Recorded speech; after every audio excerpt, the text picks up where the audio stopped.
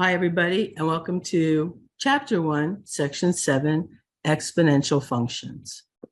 So we're going to start off with a little example so you understand what exponential functions do. So first, we're going to consider two different companies.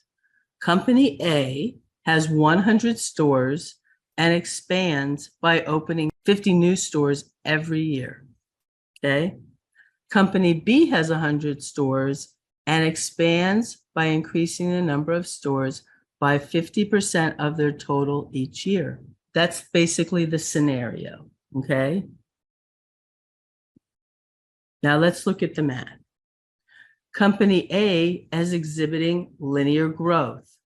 In linear growth, we have a constant rate of change, a constant number that the output increases for each increase in input. For Company A, the number of new stores per year is the same each year. If I was going to write an equation for that, are going to equal our starting point, which is 100 plus 50 times the number of years, because every year we're opening 50 stores.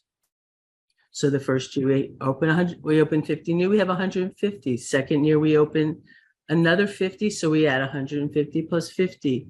This is a linear function where the rate of change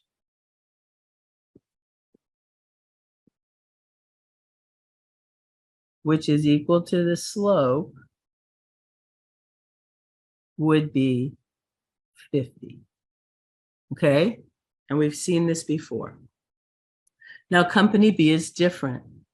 We're increasing by a percentage, okay, rather than a constant number. So to see the difference, compare a 50% increase when there are 100 stores to a 50% increase when there are 1,000 stores.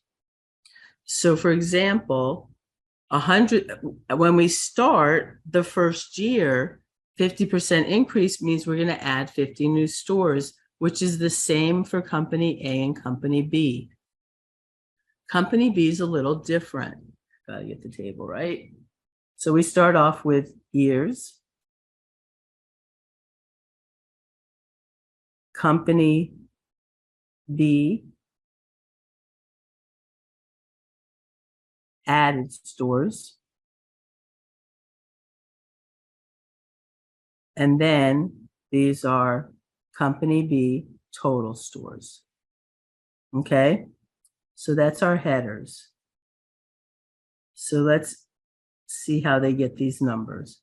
So the first year, which would be year 0, like right at the very start, we're going to say the total number of stores we have is 100 in year 0. Year 1. Well, I'm adding 50%. 50% of 100 is 50. And I already have 100. So I'm going to have 150 stores, which is exactly what I would have with Company A. In year 2, I have 150 stores. I'm going to add half of that. I'm going to add 75 stores. So I'm going to add 75 stores. And I'm going to have a total of 225. The third year, I have 225 stores. I'm going to add half of that. So that's 112 and a half. Let's just go with 112 because we're not going to add a half of a store.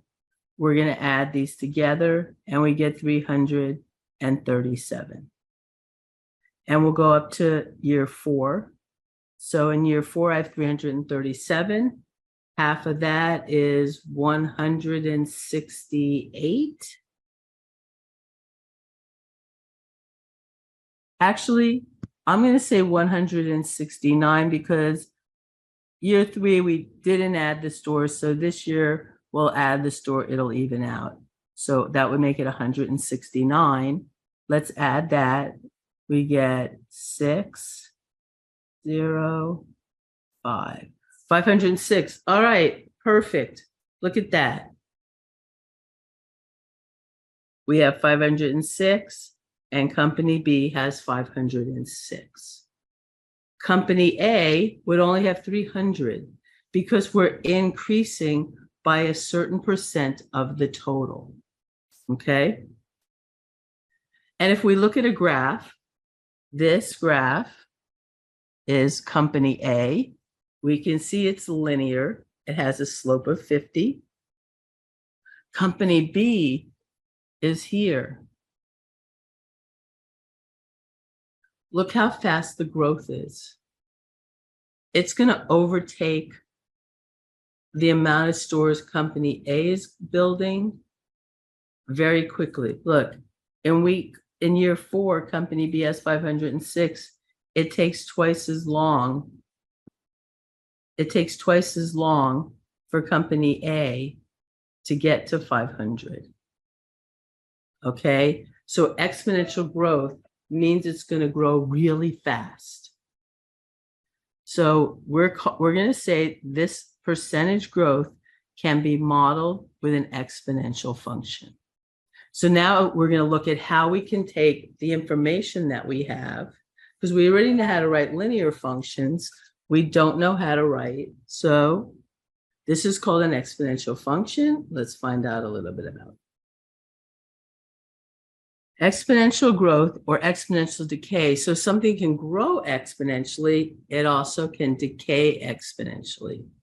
And it's a function that grows or shrinks at a constant percent growth rate, which is different than a constant number. Okay. The equation can be written in this form. So now let's go back to our previous formula, and let's try to use one of these. So the number of new stores that I'm going to have is going to equal A. A is the original amount of stores. Then I'm going to add 1 plus the rate. Here, our rate is 50%, which is the same as 0.5. We never do math with percentages. We always turn them into decimals by dividing by 100. If we want to turn a decimal, which is our answer from some formula, into a percent, we multiply that number by 100. And then that is 2, and it has to the x power, I'm going to say here, to the power of years. Okay? So if we were to use this formula, then let's try. New is equal to 100 times, well, 1 plus 5 is 1.5.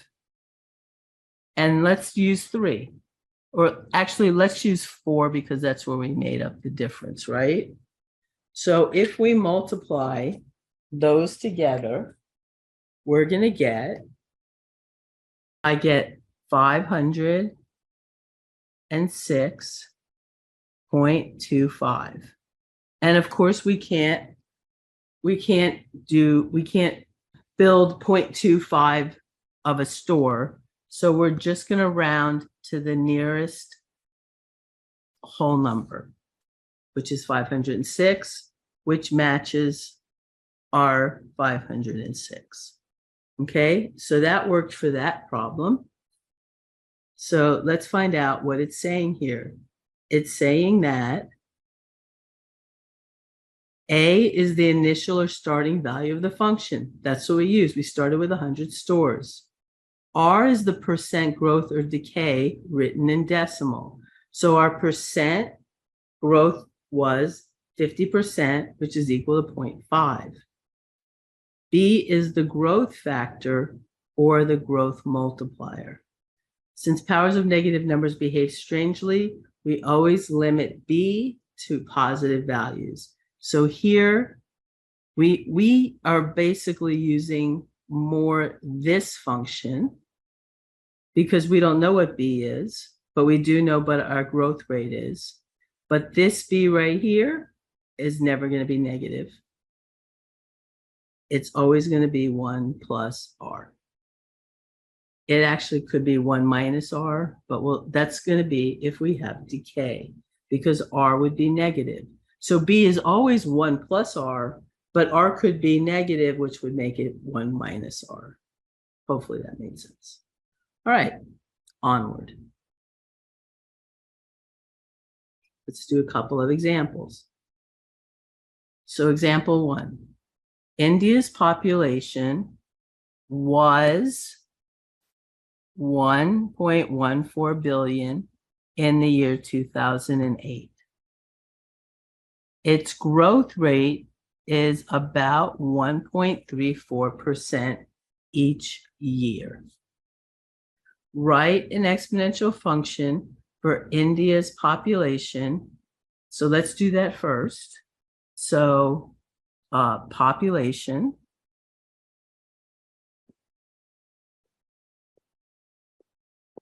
is equal to, well, our A was our initial value, and we're starting off with 1.14 billion, which is times 10 to the 9th power.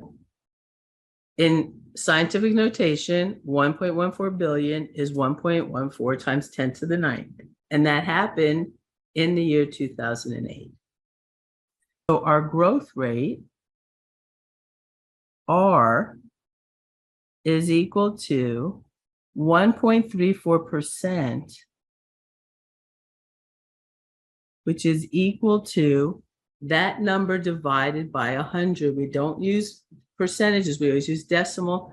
From percentage to decimal, we divide by 100. Since it's going to be smaller, we can just move our decimal point 2 places to the left. And 1.34% is the same as 0.0134. Okay? Write an exponential function for India's population. Okay, let's do that first. So we have, actually, we're going to call this the initial population, because we want to find the new population. I'll call the new population,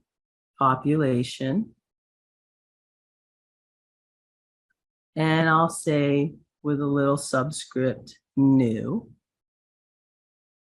is going to equal, remember our formula, our initial starting point for population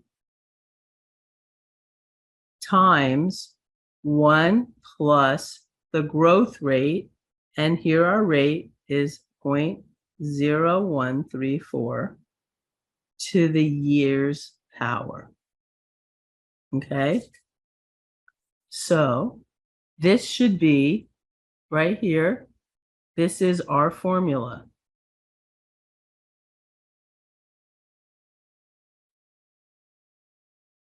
Now, it says we're going to predict the population in 2020. So let's do it like this.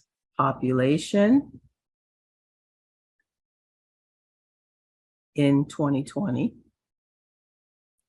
is going to equal 1.14 times 10 to the 9th power times, I can add that pretty easily myself, that's 1.0134. And to the number of years, well, from 2008 to 2020, we could say, here, I'll write down what I'm going to do. 2020 minus 2008. And we're going to get our answer. My population in 2020 is going to equal 1.3. I'm going to say, I'm going to take it to 2 decimal places and I'm rounded to a 4 times 10 to the 9th power. So this is our new population. That's it. We're going to do this example. A certificate of deposit, which is also called a CD, is a type of savings account offered by banks typically offering a higher rate of return for a fixed length of time. Since you're leaving your money in the bank, they're going to give you more interest because they know they can count on that money being in their bank for a certain amount of time. If a bank offers a 24-month CD with an annual interest rate, now notice it says annual interest rate of 1.2%, compounded monthly, how much will a $1,000 investment, so we're starting with $1,000, and we want to know how much it's going to grow to after 24 months. So what we can do is we can use, there's really a couple of formulas that we can use, but we'll use one that says that the accumulated value is equal to the amount I'm starting with, that's the principal, times 1 plus the rate to the power of x. Let me kind of give you a little clue what all these mean again. So A is equal to the amount at the end, basically.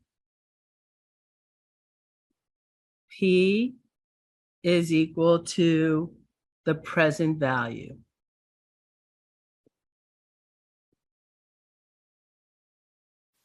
R is equal to the rate. So per always means division, but I'll write it as per time period,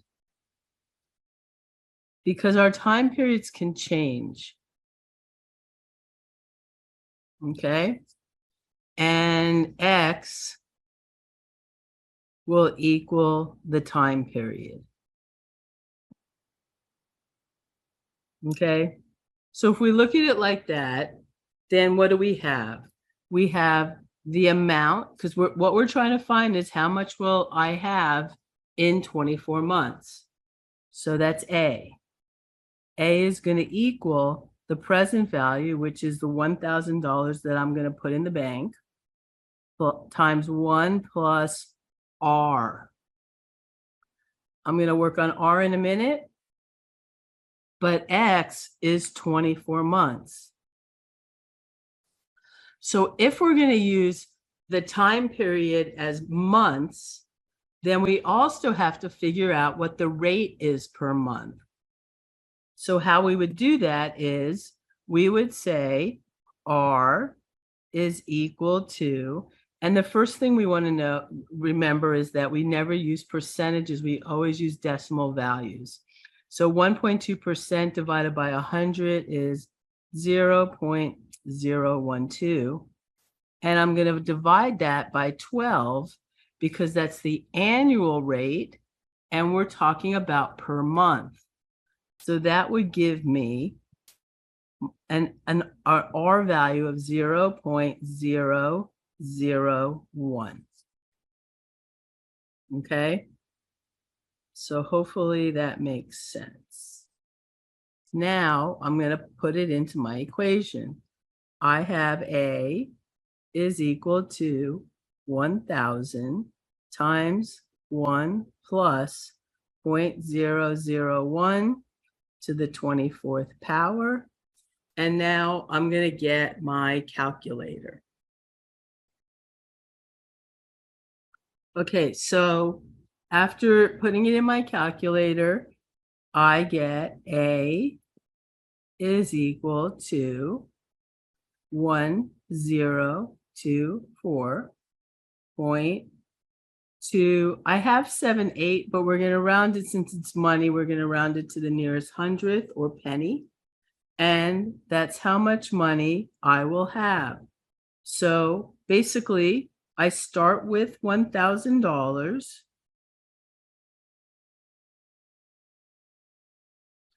And I accumulate, I end with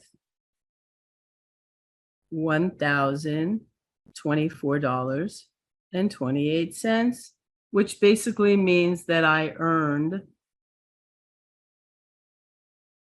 $24.28 from interest.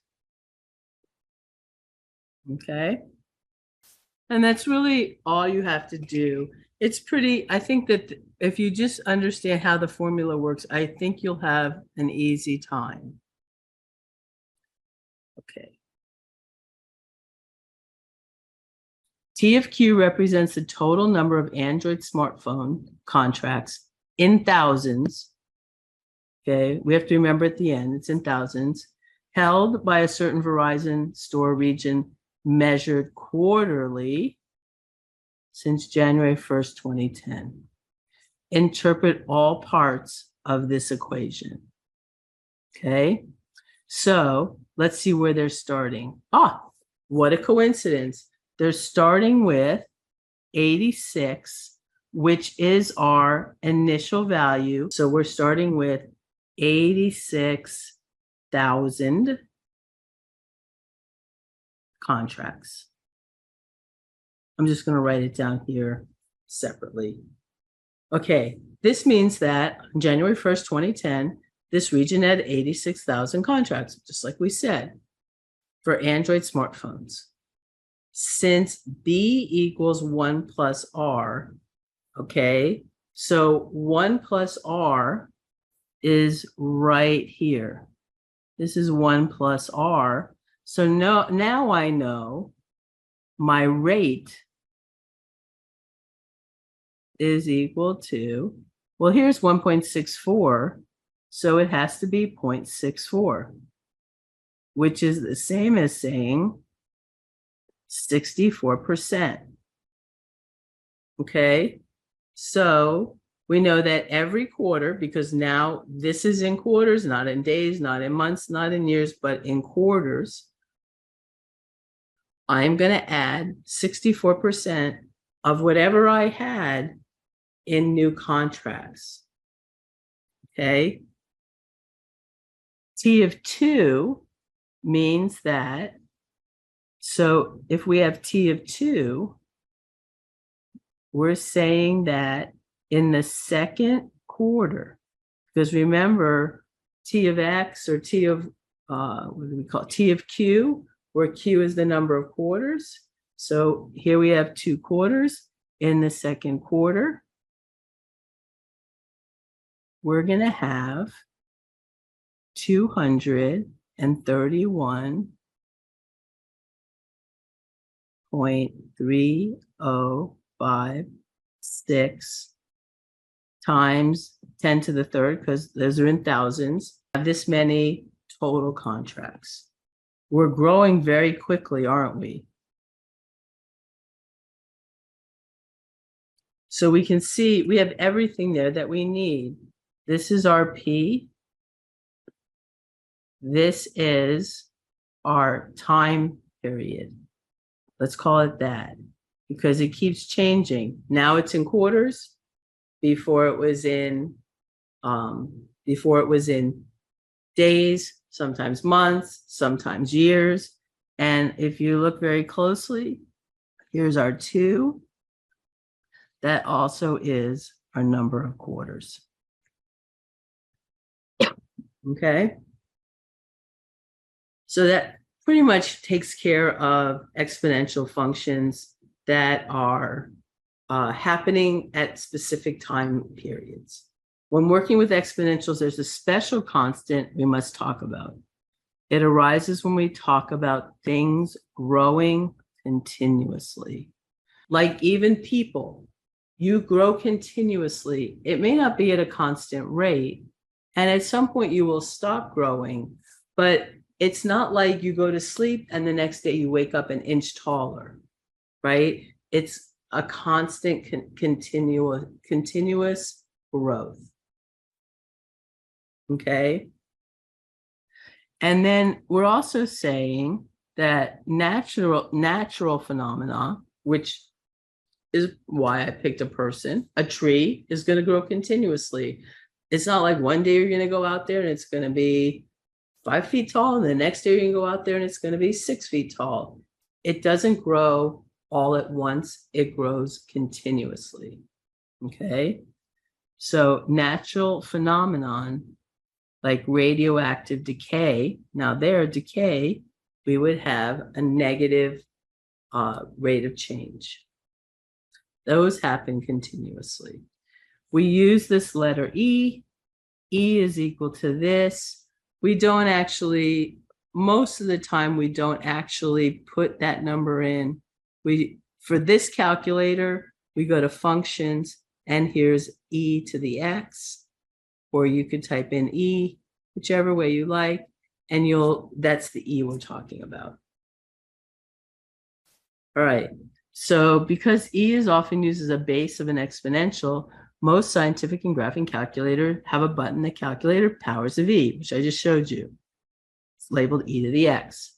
Some computer software instead defines a function exp of x, where exp of x is the same as E to the X. Since calculus studies continuous change, we will almost always use E-based forms of exponential equations in this course. So continuous growth formula, many of you remember it as A equals PE to the RT. Remember, A equals PERT. So that's how a lot of times when we teach it, we teach PERT. But here it's saying RP is the same as A. It's the starting amount. We have E as our base, R is our rate, and T is our time, just like this formula says. Okay. The only thing different is a lot of you guys know it as PERT. So we have here radium-222 decays at a constant rate, a continuous rate of 17.3%. So I'm going to say my R is equal to negative 17.3%, which is the same as negative 0.173, because we always need it in decimal. And that is per day. How much will 100 milligrams of radium-222 decay in 3 days? Well, we can go back to our PERT formula, or we can call it whatever we want, but our final amount, decay, equals 100 times E. So the rate is negative 0.173 per day. And we want to know how many in 3 days. So we're going to multiply that 3 days. And we're going to get our answer here on our calculator. You can open this calculator wider and things won't be so smushed together, but I'm trying to mostly use our PowerPoint. So we have 100. And I can use E to the X, or I can use E to the power, but E to the X is easier. I'm going to put that, I'm going to go back to my original parentheses, negative 0.173 times 3 in parentheses. So this is how much we're going to have left. So we're going to have 59.51 milligrams of radon 222 left at the end of 3 days. Okay, next example. Bismuth-210 is an isotope that radioactively decays by about 13% each day, meaning 13% of the remaining bismuth-210 transforms into another atom called polonium-210 in this case. And that happens every day. If we begin with 100 milligrams of bismuth-210, how much, so this is the question we're being asked, how much will remain after 1 week? And remember, it's decaying at 13% per day. Okay, so that's all the information we basically need. So we're going to start with our exact same equation. A equals P times 1 plus R to the X. Okay, so we know what P is. P is how much we have now. It's going to be the 100 milligrams. R is going to be our rate. First, we have to turn it into decimal. So that becomes 0.13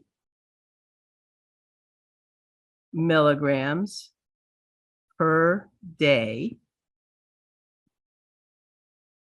And how much will remain after 1 week? So let's just start. We have A equals 100 milligrams times 1 plus, actually, it's decaying, isn't it? It's not plus, it's minus.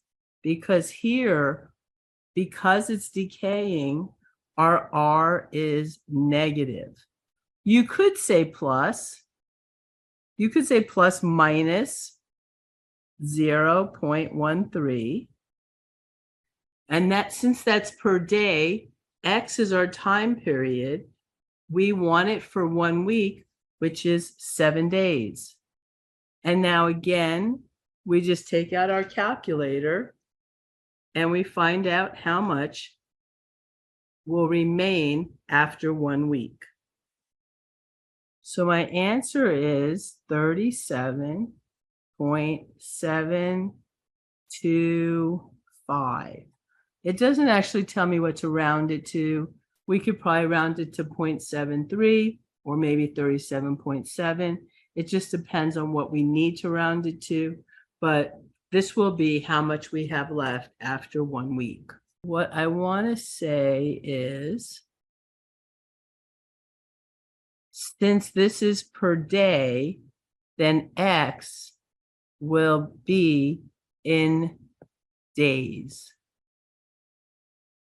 If it was per week or per month, then we would always make sure that our X value is our time period matches whatever time period we're talking about our rate changing. Okay? Graphs of exponential functions. So we're going to start with learning how to graph exponential functions.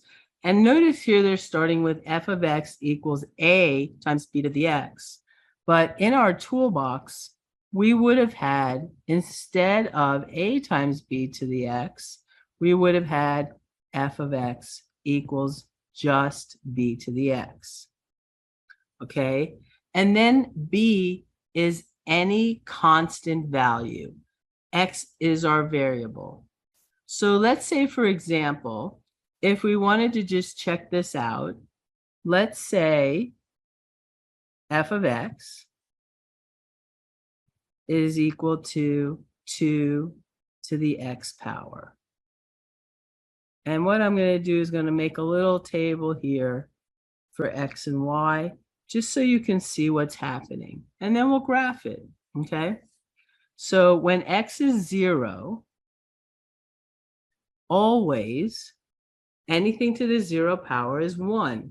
So we should always go through this point 0, 1 for our basic toolbox function. When x is 1, we have 2 to the 1, we have 2. When x is 2, we have 2 squared, which would be 4. When x equals 3, I'll do one more. I would have 2 to the 3rd power, which is 8. Now, we also want to talk about what happens when x is negative. So let's pick x is negative 1. When x is negative 1,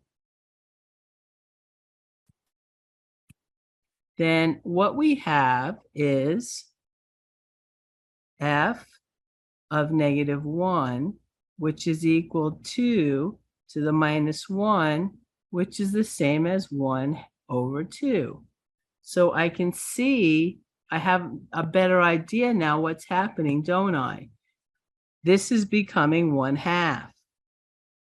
And when x is -2, instead of it being 4, it will be 1/4, because all that negative exponent does is it takes the number and puts it in the denominator, if you remember correctly. So when x is -3, this is 1/8. So notice what's happening here. If I were to graph it,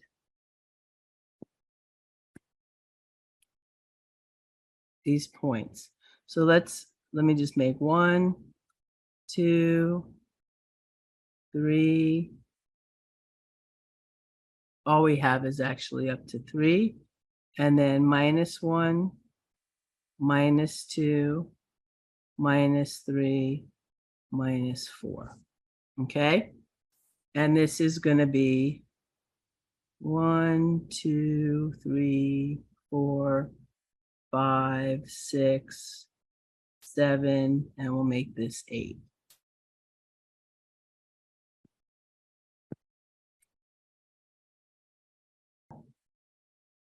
Let's graph it.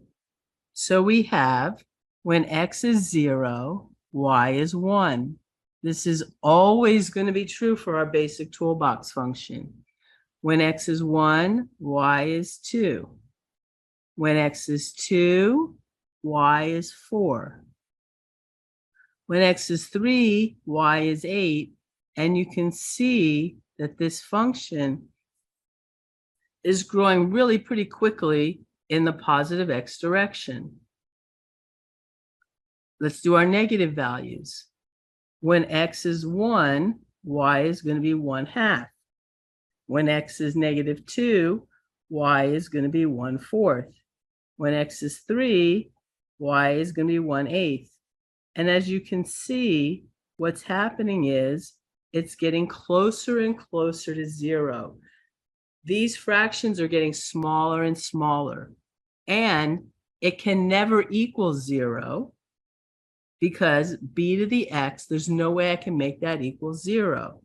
So what we have is we have an asymptote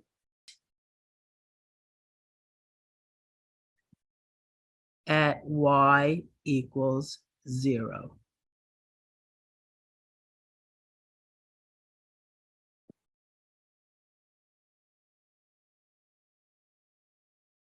An asymptote means it's getting closer and closer to that, but it is not going to equal that. Think of it like a open circle. Okay? If you have a number line with an open circle, it's going to get, we can get really close to that circle, but we can't land on it. That's the same as this asymptote, except an asymptote has 2 dimensions, x and y. So we have a line, whereas a number line has 1 dimension, so we just have a point. So we have this asymptote at y equals 0. And that's basically how this function graphs. A is a vertical transformation.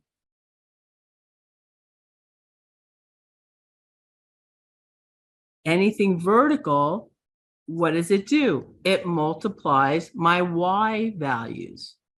So if I were to put another part of my table here, whatever A is, this is going to be A, 1 times A, 2 times A, 4 times A, 8 times A, 1/2 times A, 1/4 times A, and 1/8 times A.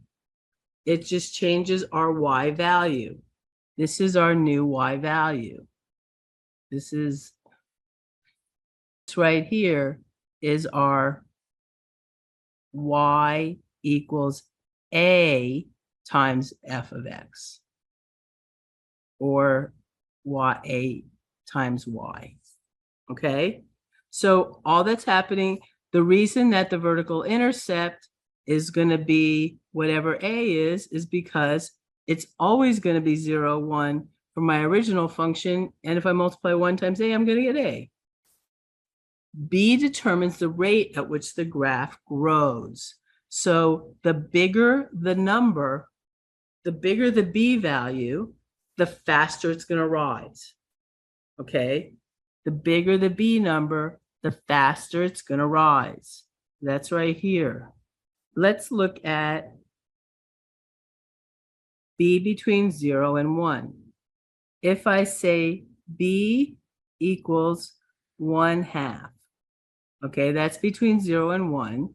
That's really the same as 2 to the minus 1 power. Remember, if we have a negative exponent, it just flips the fraction into the denominator if it was in the numerator and vice versa.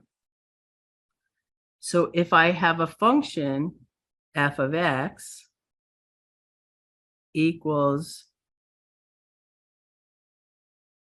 1/2 to the x power, that's the same as saying 2 to the minus 1 power to the x, and that's the same as saying 2 to the minus x power, okay? And that's really why it's decreasing. Notice my exponent is negative now. So when we had, but if we have f of x equals b to the x, and it looks like that function, then when x is negative, we have b to the minus x. And notice this is a horizontal transformation. It's actually a horizontal reflection around the y-axis because it's horizontal. So my graph would just go down like this, and it just reflects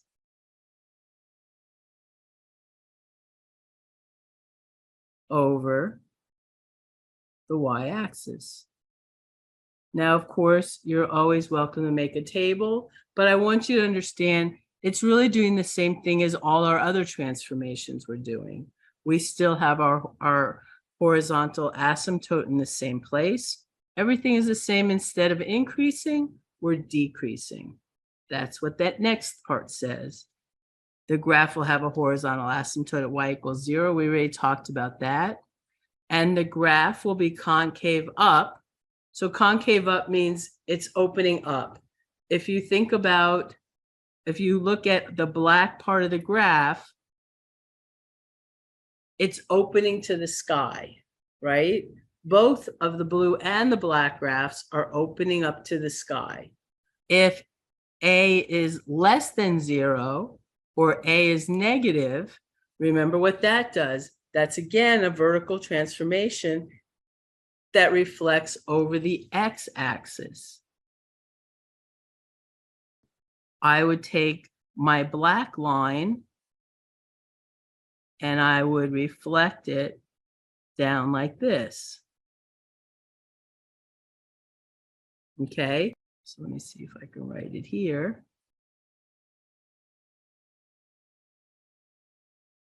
The black graph is f of x is equal to positive a times b to the x. And my red graph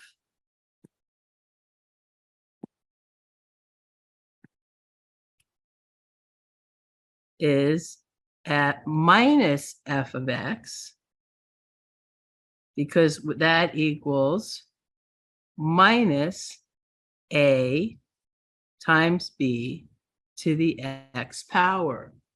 So you can see now that's concave down because it's opening down. And as far as domain and range, again, very important. X can be anything. There's no value of X, as you can see, that I wasn't able to put in. But if I just look at my black graph, or we have our toolbox function, and we can see that X can be anything. It's going down to negative infinity and up to positive infinity, and there's no problems. But the range or the Y value is going to have to stop at that Y equals 0 asymptote. And then from there, it can go all the way up to positive infinity. So that's a good picture for the domain and range. Okay, so now we're going to do this next example, and really the easiest way to do this is just to make a table with X and Y. So we know one thing. We know when X is equal to 0, anything to the 0 power is always 1. 1 times 4 is 4. There is our y-intercept, which we've talked about before.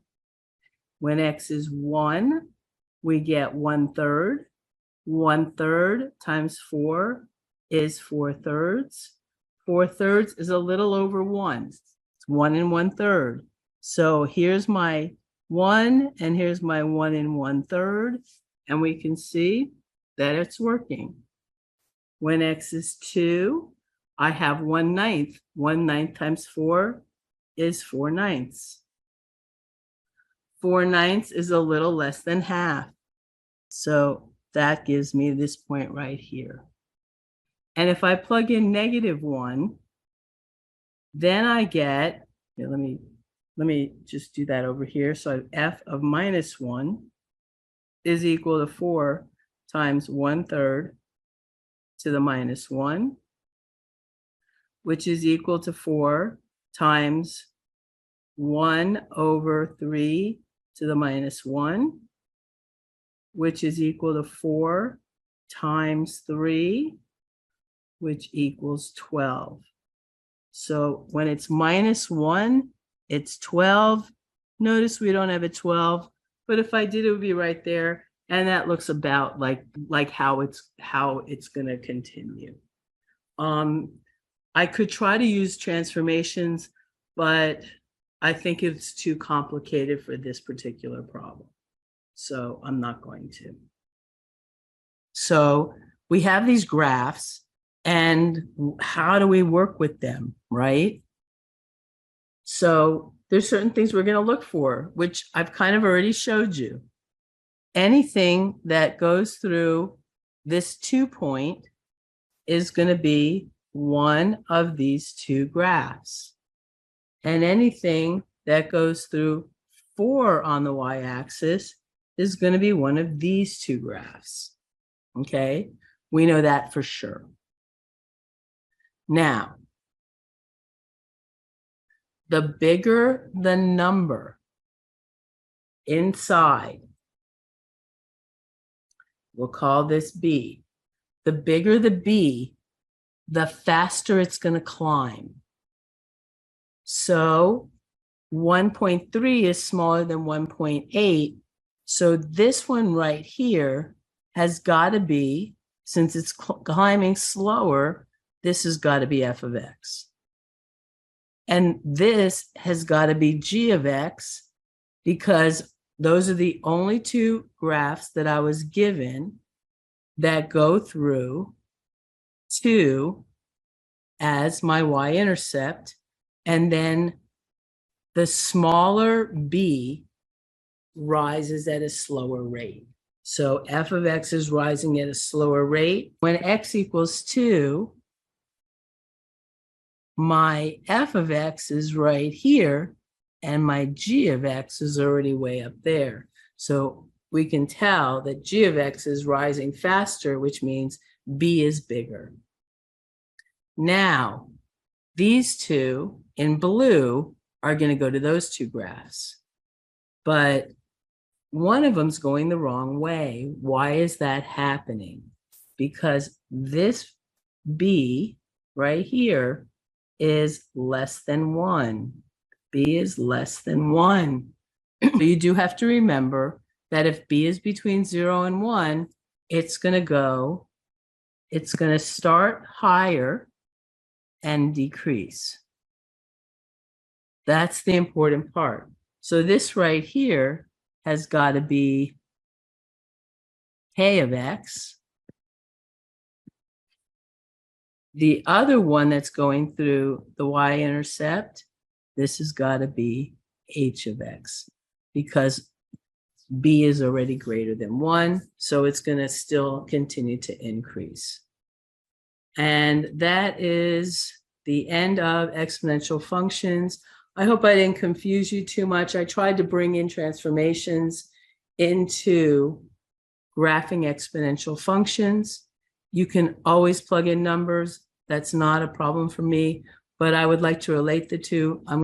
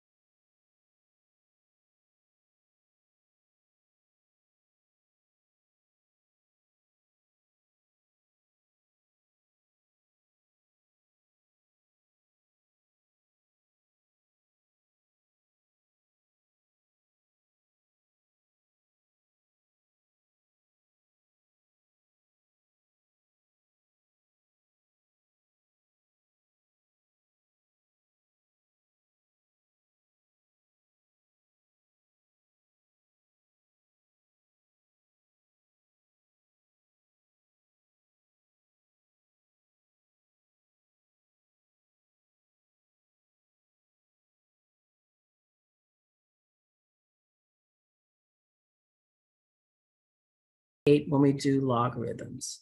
So thank you for watching.